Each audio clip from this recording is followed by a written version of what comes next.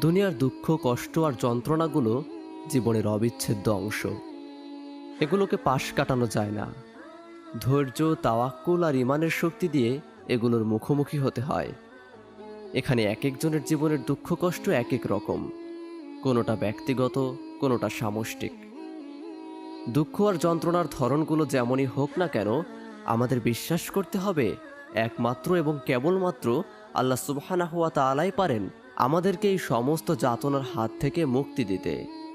দুঃখ উপশমের ক্ষমতা কেবল তার হাতেই। জীবনের দুঃখ আর যন্ত্রণার দিনগুলোতে আমরা মানিক বন্দ্যোপাধ্যায়ের মতো হাপিত্যেশ করব না। আল্লাহর ব্যাপারে সামান্যতম সন্দেহ আর অবিশ্বাসকে জায়গা দেব না অন্তরে। আমাদের বিশ্বাস হবে নবী আইয়ুব আলাইহিসসালামের মতো, মরণ ব্যাধিতে জীবন বিপন্ন হওয়ার মুখেও যিনি আল্লাহ সুবহানাহু ওয়া তাআলার ওপর থেকে একটা মুহূর্তের জন্যেও ভরসা হারাননি। অন্তরের সবটুকু বিশ্বাস আর ভালোবাসা থেকে যিনি বলেছিলেন, রব আমার, দুঃখ কষ্ট আমাকে স্পর্শ করেছে, আপনি তো দয়ালুদের মধ্যে শ্রেষ্ঠ দয়ালু।